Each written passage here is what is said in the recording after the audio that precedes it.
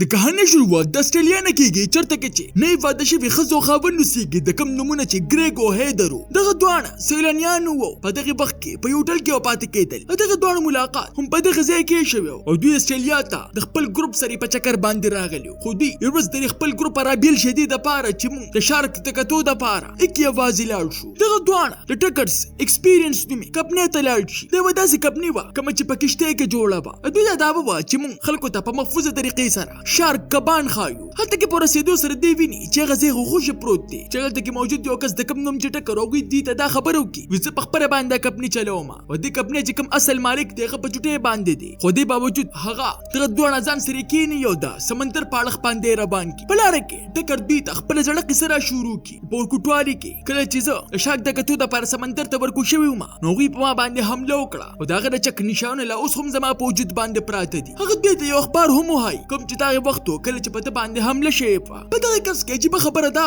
چې دا شار کبانو سره ساجيبه غون تکمینه با هیدر په دې سره کس دا خبرو کې ودا کار د حد نصیبه مشکل ما تخکاری کی او ټکر ورته وای وی په دې کې دا شار کبانو هیڅ قسمه څه غلطی نه و دنه بس هغه او بوت لکه غون تکمینه ورواچی چې په دې سره هغه تک بلها شار کبان رايوځي شي اوس ها وخت راشي کله چې په دې سمندر ته ورکوزیدل چې ټکر هیدر او ګریک دوانه اوس په پنجره کې بند په مزه مزه باندې او بوت ورواچی اوس دغه دوانه ویني زمونږ خو سلوروانو اړخونو ته شارک موجود دي خبره بلکې هیدر ویریږي خو بیا په مزه مزه باندې هغه ته پته ولګيږي چې دا خو ډیر اصل کبان دي لغون د وخت پس هغه دغه دوانه واپس کشته ته بر راخیږي او دغه دوانه اوس د ټکر شکریا ادا کوي خو ناسا هغه ته کې موجود ماحول په مکمل توګه باندې بدل شي ټکر په ګریک باندې حمله کوي او بیا سمندر ته ورولي هیدر چې شروع کوي خو هغه ته دغه د आवाज دوریدل واله سوق هم نو په دې وخت کې دا کہانی بدل شو مونږ ته یو امریکایي الک او مونږ ته یو امریکایي جنې د کوم نوم چې ریفر هغه هود دي هغه په سمندر کې د لامبرو نه پس سمندر د غاړې یو دکان ته راشي چې هغه ته دغه ملاقات موزیس نوم یو الکسری وشي دغه الک په پراپټه کار کو او څه په دې وخت کې گاډي خراب شو چې هغه اوس چرته هم نشوتلې د خلکو نه مرسته غوښتله هغه زیفر نه هم مرسته غواړي خو هغه ورته انکار وکړي ولې چې دغه بچا سره هم نه لګیدله چې کله واپس د پارکینګ خوا راشي نو غلطه کې هر کته نه بیا مرسته غواړي چې دا ځل هغه د دې مرسته لپاره راشي بلاره کې دغه دوان دی بل سره بلها خبري وکړي چې غلطه دغه دوان تر پته لګي چې موږ دوه شوقونه هو یو شان دي او زموږ دوه لامبلو سره شوق دي د شپه په وخت کې زیفر خپل گاډي د موزیس د کور مخې ته ودرې چې د کم نه موزیس تر څو لګي کچره دا په مزه مزه باندې زما په مینه کې راګیره شوله هغه ته لا پته نه و چې دا چې هم داسې نشي کولای او هغه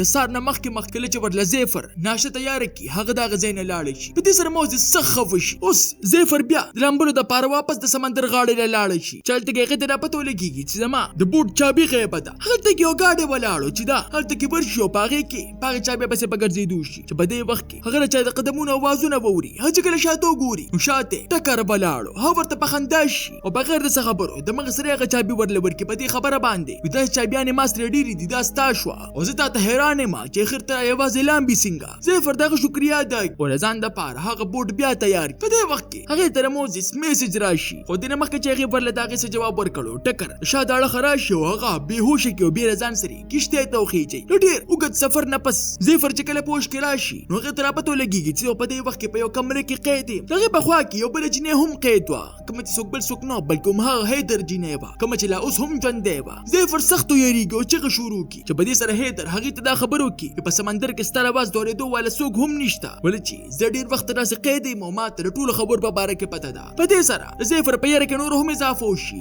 اوس خپل ځان د خلاصولو کوشش شروع کی او داغه یو کوشش هم کامیاب نشي په دې وخت کې هغه ته خو کې موجود په دیوال باندې نوم په نظر راشي چې په دې سره د دې خبر اندازو شي چې مانه مخ کې هم دې ظالم بلهج نه کې دلته کې قید کړي وي بلخو د کشته د پاسه ټکر خپ سکون سره ناستو د ځان لپاره کبان نیول او بلخو هغه دوه جنې کې خپل ځان د بچکولو د پاره په سوچونو کې مبتلا د هیدر د خبرو په اورېدو سره زیفر ته اوس اندازه شي و چې مون سم انسان قید کړي نو خو بیا هم هغه د همت د بلول په ځای باندې خپل ځان د آزادولو مسلسل کوششونه کوي ډېر کوششونه پس اخر هغه د خپل جامو کې یو سیخ ملو شي چې دا اوس دغه سیخ په مرسته سره د خپل هات کړو د کلا وخلو کوششونه شروع کی په دې وخت کې ټکر دغه دوانو د پاره او بو ډبل لوټه وروړي ها کمره د حد نسیبا ګرمه وا په کم کې چې په دغه جنې کې اوسېدلی چې سره وجه دغه دوانه سخت ته شي وي هیدر زر هغه بوس کی خو زیفر په احتیاط سره هر یو قدم اخلي لغون د وخت پس ټکر چې کله دغه ځای نه لاړ نو زیفر اوس واپس دای هات کړو په کلا وخلو کې لګیا شي خو ناصاپا دغه په سر باندې چکر راشي پاسل کې ټکر هغه ته پاغي وبو کې د بیوشه د وی اچولې وا زیفر چې کله دازل پوش کې راشي نو خپل ځان د کشتۍ د پاسه په یو کرسۍ باندې تړلی وموني او بل خوا هغه ظالم هیدر ځوړنده کړې وه او مخامخ یې ورته کیمره هم لګولې وه. ټکر په دې وخت کې د دې د مرګ ویډیو جوړوله دې دپاره چې زه دا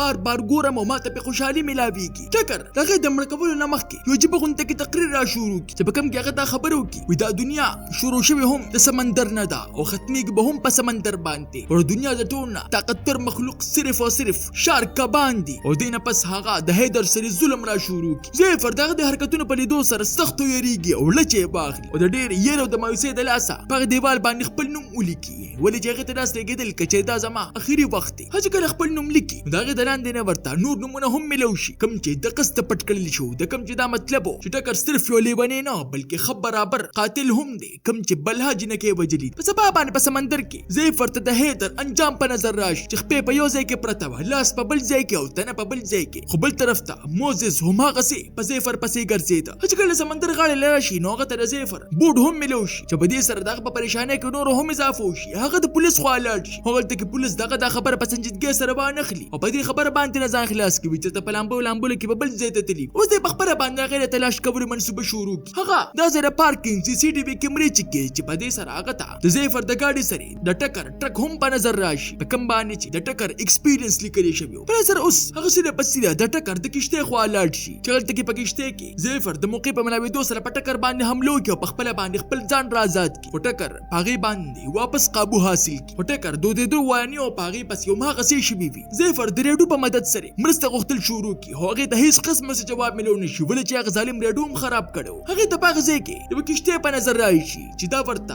چغې شروع کړي او هغه دومره لرې وه چې هغلته کې اواز ونه رسېدلی شي. ټکر واپس راشي او دا دوباره هماغسې قید کړي خو اوس هېڅ څه فایده نه وه ولې چې هغې ته نه کیمره اوبو ته غورځولې وه. اوس د بله کیمره اخیستل غوښتل ولې چې د کیمرې نه بغیر ده به یو قتل هم نه کو. په دې وخت کې موزس هغې کشتۍ ته ځان ورسوي چې هغه ته دې خبرې اندازه وشي چې په دې ځای کې زیفر موجوده ده. هغه اوس هغې د بچ کولو کوشش شروع کړي خو ټکر پرې حمله وکړي او هغه سخت زخمي کړي. ناڅاپه هغلته کې یو کس راشي کوم د چې څه په باره کې هم پته نه وه او په موزس باندې حمله وکړي خو چې کله هغه ته دې حقیقت په باره کې پته ولګېږي نو دې نه مخکې چې هغه څه کړي هغه ظالم پرې داسې حمله وکړي چې سر ورله په منځ باندې دوه کړي. ټکر اوس هغه دواړه بله راوخېجئ اوس د یوې نوې شو د ریکارډینګ کولو فیصله وکړي. هغه ټول نه مخکې د خپل ملګري ټوټې په سمندر کې ور واچوي دې دپاره شارکبان راشي واقعي هغلته کې را هم شي او دې نه پس هغه موزس له اوبو ته دیکه وري خو زیفر هغه د مخکې نه په دې خبره باندې پوهه کړو چې شارک په مخکې به هېڅ قسمه څه حرکت نه کوي. د دې د وجې موزس ځان پر سکون وساتي او د دې د وجې یو شارک هم په هغه باندې حمله ونه کړي. ټکر په ډېره غوسه کې هغه واپس کشتۍ ته راوخېجئ خو دا ځل هغې په چاړه سوري ووري. زیفر اوس دا فیصله وکړي چې زه به باقي انتظار نه کوم او هغه اوس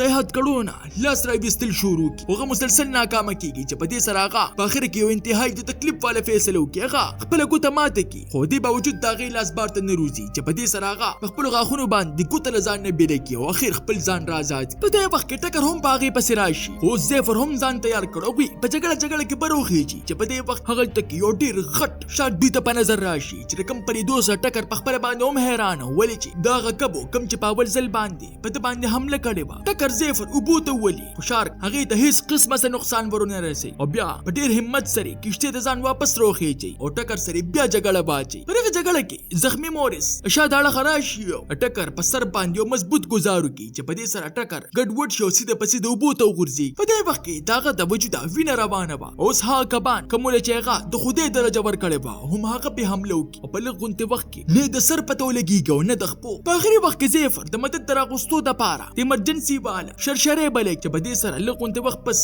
د پولیسانو کشتۍ دوی ته په نظر راشي ولې چې هغوی په موزس پسې په ګرځېدو کې دغلته کې راغلي وو. پولیس دغه دواړه بچ کړي او موزس په دغې خطرناک او نازک حالت کې اسپتال ته منتقل کړلی شي. تاسو ته دا نانه کهاني څنګه ولګېده؟ ما ته خپله قیمتي رایې په کمنټ کې ضرور راکړئ. ملاویږو به په نوې ویډیو سره. ما له راکړئ اجازت. بای بای.